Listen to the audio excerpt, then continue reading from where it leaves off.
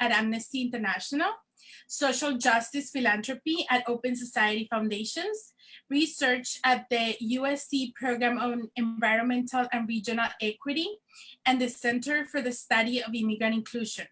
She was also the founding director of the federally designated South LA Promise Zone, also known as SLATE-Z. She currently serves as Director of Workforce Development for United LA, a nonprofit leading collaborative education reform efforts to strengthen cradle-to-career education to ensure opportunities for underserved youth. Heddy earned her BA in Political Science and Human Rights from Barnard College, and her Master of Public Policy from USC's Price School of Public Policy. So, fellow Trojan, welcome, Heddy.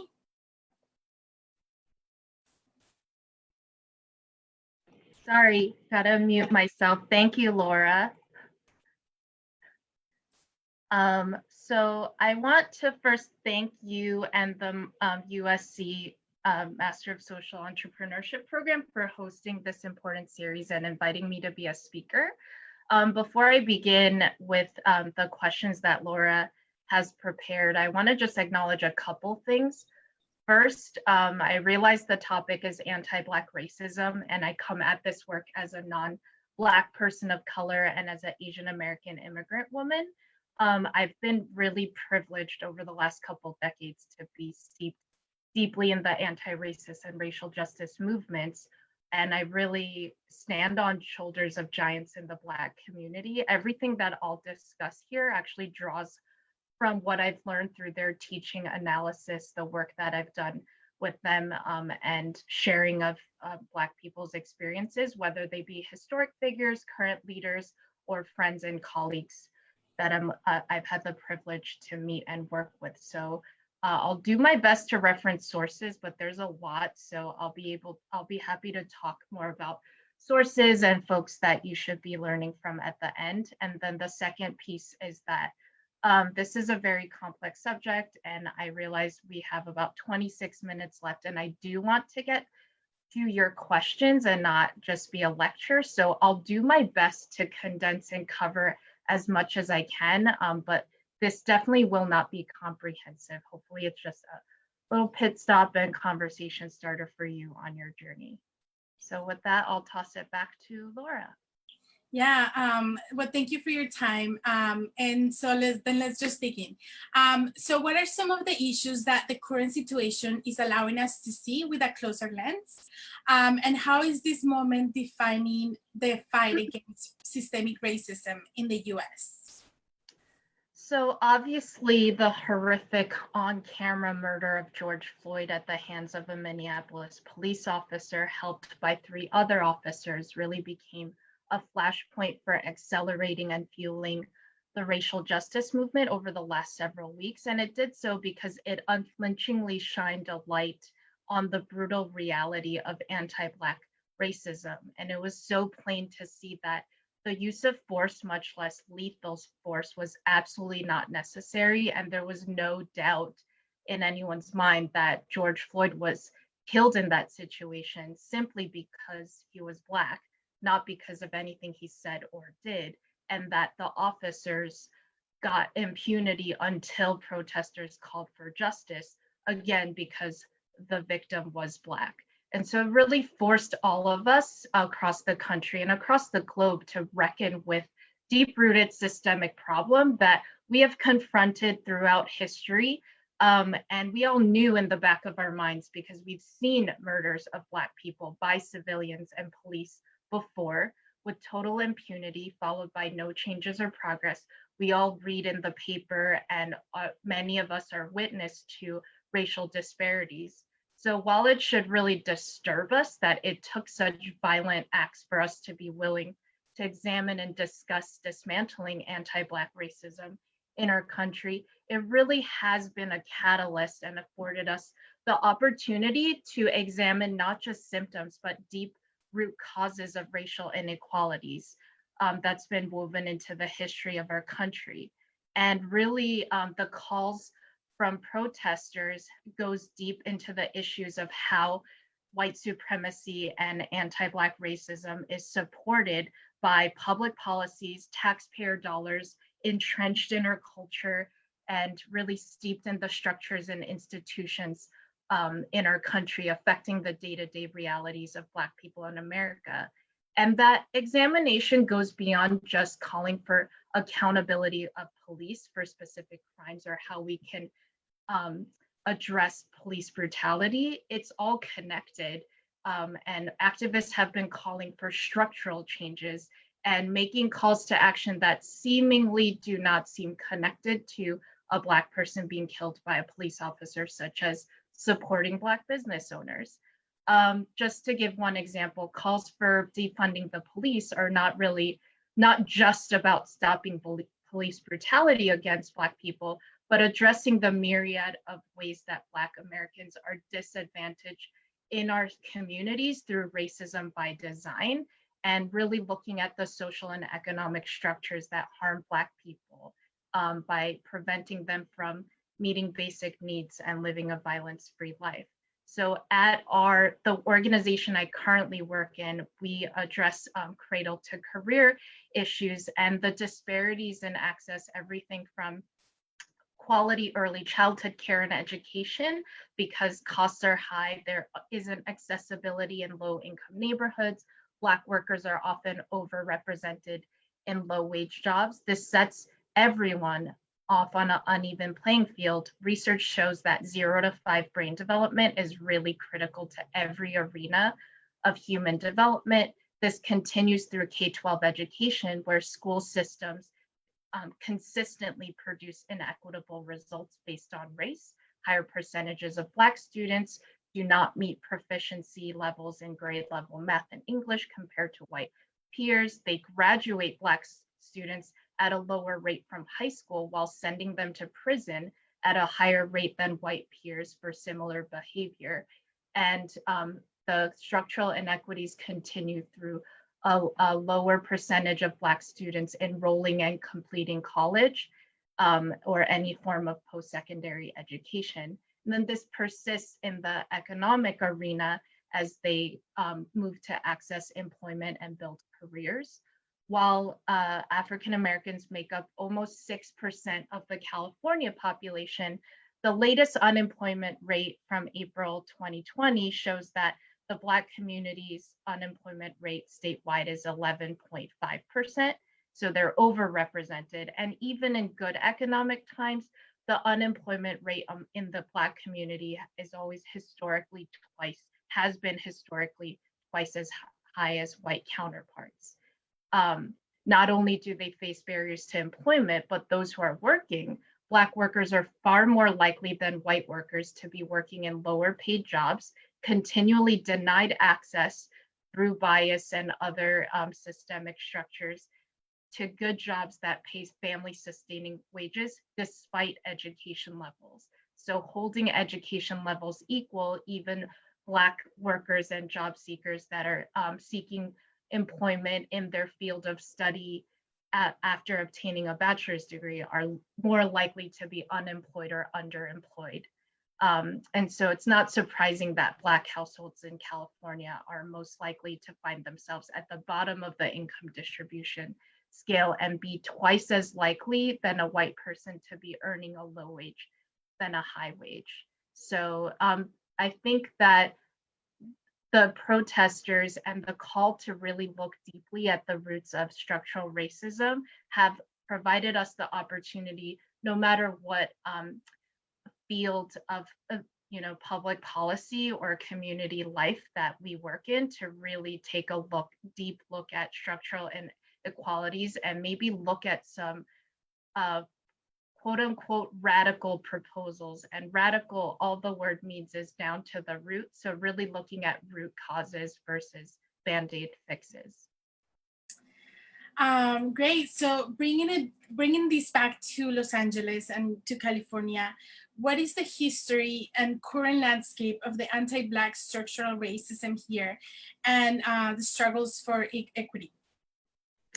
I think I covered a little bit about this in my last answer about current problems, and there's not enough time to get into the full and rich history of organizing for racial equity here in LA and California. So I'll just make this comment. Many people have made comparisons of what's been happening with recent protests and related unrest with the civil unrest in 92. And the 1992 unrest is largely characterized as set off solely because of the anger in the Black community following the acquittal of the 4 LAPD police officers who beat Rodney King.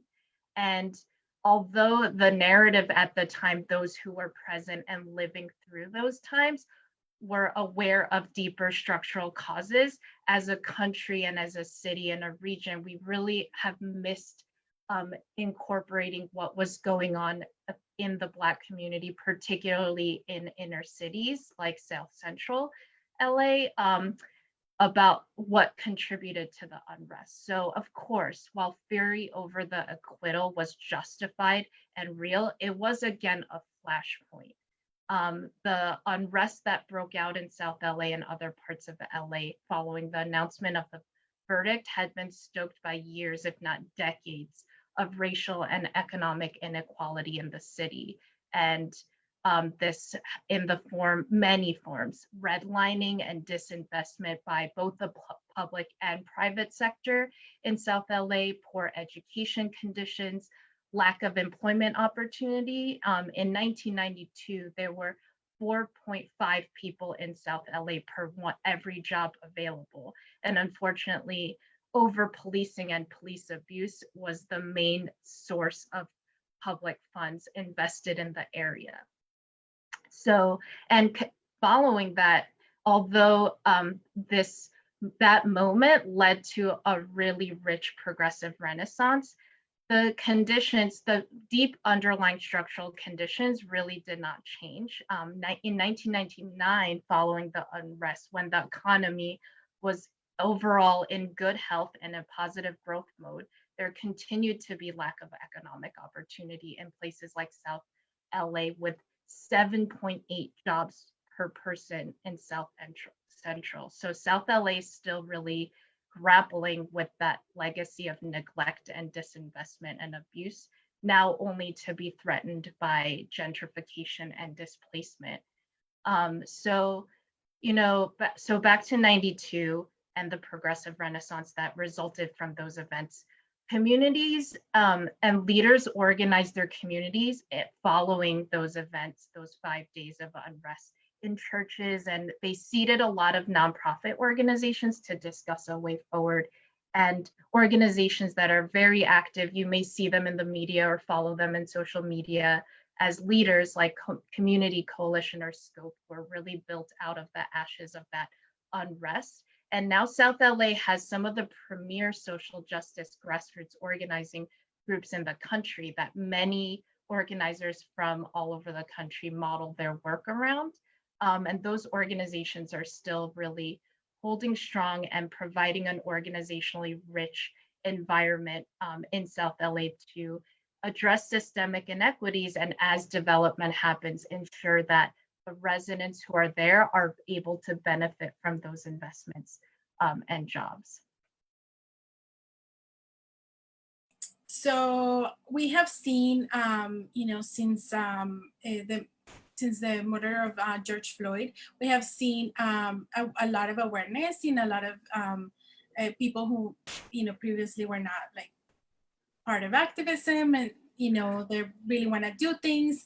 We've seen a lot of movement in social media, of course, but beyond that, beyond the social media posts and beyond the awareness that they're kind of understanding now, what can individuals do now to create actual real change? So yeah, Laura, as you referenced, right now there's a wealth of information on the internet and social media about books to read, organizations to donate to, actions that you could take. Organizers are highly exactly that, organized. And as I'm sure you've seen in the media, that for example, the organizers the movement calling for a people's budget have made huge strides in just the last couple weeks. I mean, policy proposals that would have been laughed out of City Hall as ridiculous a month ago are under serious review and getting political support, such as divesting funds away from police into community development, even changing the size of the police force and their job descriptions, and having nonviolent professionals like medical and mental health professionals to be dispatched in community emergencies. So I think I'm sure all of you, especially if you're taking time out of your day to attend a talk like this, are pretty active. So I'll attempt to highlight a few or add to the list rather than trying to provide a comprehensive list of actions. First, obviously, everyone's been highlighting the need to educate ourselves. And I think just a addendum to this call, what I'm finding important as I'm having conversations with my family, my friends, coworkers, and others in my circle is sometimes we make the mistake of focusing 100% of our attention on the horrific injustices against the Black community, which can have some effects like, characterizing Black people as victims or forgetting our role in, upholding racist structures. It's important to remind ourselves of the tremendous contributions Black Americans have made to our society outside of being an example of the latest instance of anti-Black police brutality. I just saw on social media today, someone was calling for folks to buy 2 books from Black writers. And there's many fiction writers who are wonderful and entertaining and you can learn from. So from some of the conversations I've had with my Black friends, it's just as important to celebrate the rich cultural history and the contributions as we are on focusing on addressing systemic injustices. And then the second piece around that is around having a systemic analysis of what's happening. And so if you noticed in my earlier comments, I didn't say Black students underperform in education compared to their white peers, because if a system consistently produces the same results, it's by design. So it's important that the verb in there is that the school system is producing these results. And part of that is examining, turning the mirror on ourselves, no matter who we are, and taking a really hard look, difficult look sometimes at how white supremacy and anti-Black racism plays out in our day-to-day lives and how we may have, even if unwittingly, benefited from it. I know from my experience as an Asian American immigrant, although my family and I've experienced discrimination, sure, I've benefited from white supremacy, particularly around the model minority myth and trying to divide communities of color. Just to give one example of how I benefit is we're living in a pandemic-induced economic downturn, and so many people have lost jobs, received notices of layoffs and furloughs. And I'm not only lucky to be in an industry and occupation where I could work from home, I've also received 0 pay cuts. And I'm very aware that that is in part due to the very hard work of our white male CEO. And I'm looking around and seeing that not many Black and people of color led organizations can say the same thing about their payroll. So it's really important for me to recognize that and actively engage in sharing resources, laying down that privilege, and using it to uplift Black voices and causes. And then I would say for USC, get involved in your community. I mean, Laura mentioned that I was the founding director of the South LA Promise Zone. The fact that USC students are going to school in the heart, you are in the heart of the Promise Zone, and that is an area where 46% of the residents live below the federal poverty line. There's some census tracts with as high as 77% of residents living below the federal poverty line. And so, and there's just a myriad of barriers for residents who are primarily Black and Brown. For example, I talked a little bit about how the school to prison pipeline played a role. California Department of Corrections and Rehabilitations estimates that about a little over a quarter of all inmates are paroled to LA County after release, and South LA has the highest number of post-release supervised persons countywide. 80% of incarcerated individuals remain jobless and in poverty a full year after release. And it's no surprise that 43% recidivate within 3 years, with unemployment and economic barriers being a huge factor. So some of those residents are more likely to be policed and incarcerated and continue to be punished economically and socially throughout their lifetime than to be receiving training and job opportunities so that they could get on a living wage career pathway. And many of them actually give up on the search for work. And so I think there's a lot of different things going on in South LA that you could get involved in, and I'm happy to talk about some of those organizations. And then lastly, I'll just say it's just as important to get involved politically, vote, of course, but also you could donate the small dollar amounts you would share with progressive organizations to progressive candidates, because as we see, our city council's Black leaders have really stepped up and they are listening to protesters. So it's important to continue that dialogue with our elected officials. So I'll stop there and see if anyone has any questions, follow-ups, or anything I haven't mentioned. Yeah, we have a couple of questions. So first one from Professor Werman. In reaction to the movement, should responses be focused solely on Black communities or on other people of color? That's a really great question. So I think as a racial justice advocate and an anti-racist right now, it's the country is having a conversation that it's been suppressing for continually again and again for nearly 400 years. So all of us who are fighting for racial equity and equality recognize that right now is the time to step up in solidarity of the Black community who bear the brunt of systemic racism, and to not take away from that conversation by putting it on other factors. However, if the root cause is linked to white supremacy now going into white privilege and how that plays out against communities of color. And I've done solidarity work with Brown communities, as well as when I lived in New York after September 11th, growing up, we did a lot of solidarity work with Middle Eastern, Muslim, and South Asian communities.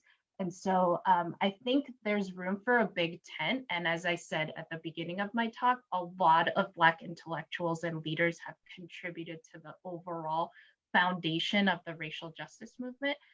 So I would say it's a combination of both. But at this moment, we want to keep the heat on elected officials and those in power around what they're doing to either combat or advance anti-Black racism. Okay, and we have another question from Clarissa. How do you see the current DEI trainings in the workplace transitioning as large corporations and businesses are being called out for not doing enough?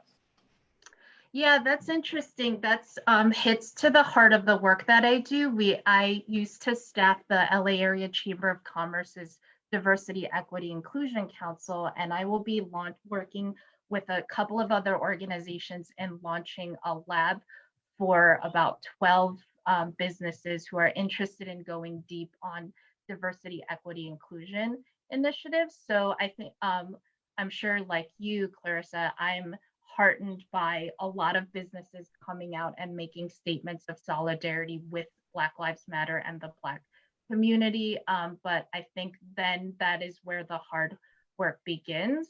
We've worked with our organization, and I personally have worked with a lot of business leaders who are aligned in terms of personal values and desperately want to support advancing equity, but don't necessarily have time in their day-to-day to understand what that means, because there's a certain status quo of business practice as usual, what's considered best business practice. And so DEI spaces at their best really provide safe spaces where business leaders can challenge their fundamental existing beliefs and really be able to be honest with themselves, but innovate. And so I'm afraid that some of the DEI initiatives, or really DNI initiatives that miss the equity component, are kind of a feel-good events that don't result in action and don't result in tangible advances for their workers of color or their consumers of color or the environment. So I share some of the concerns that you're raising, but I think as with elected officials, we have to keep the conversation going with business leaders and also, work with the ones that are coming from a good place. And a lot of times we're asking business leaders to do what they're not trained or equipped to do. And there's a wealth of knowledge and expertise in the DEI community. It's really flourished as an industry in terms of consultants and whatnot. So it's important to keep doing that work. Heidi, we're getting to the last of the talk, but I do want to ask this last question, and hopefully we can get like a really quick answer. The structural racism and inequities of within the Black community, how does that affect the community at large? Like, what are some of the other problems that it creates for all of us? So just real quick, I'll say that it really takes away from our overall society. There's research, it was deemed an axiom of economic growth that inequality is just a natural part of growth, but economic research more recently has shown that inequity is an impediment to stability and growth. Just to give an example is, we opt to spend more public dollars policing and incarcerating than educating and investing in Black entrepreneurs and businesses. And so we're spending those dollars without a return, and not to say we should always have a financial and economic argument for doing the right thing, but it could be stagnating a lot of the growth. For example, as post-COVID, we've been doing a lot of work to make sure that Black and Brown communities have their fair share of CARES Act relief funding. And we're doing that not just because we care about the livelihoods, but as regional leaders, we're concerned that every dollar we don't draw down from federal stimulus response is $1 we leave on the table that could flow through the LA economy and help revive it. And so there's trade-offs when you create such inequities to how this trickles over into all of our lives. Well, thank you so much, Heddy, for your time and for these. This was so informational, and not we learned a lot from you today. So thank you so much. Thank you to everybody who joined, and thank you so much for coming, Heddy. Thank you, Laura. Thank you, everyone. Nice spending a half hour with you. Bye-bye. Bye.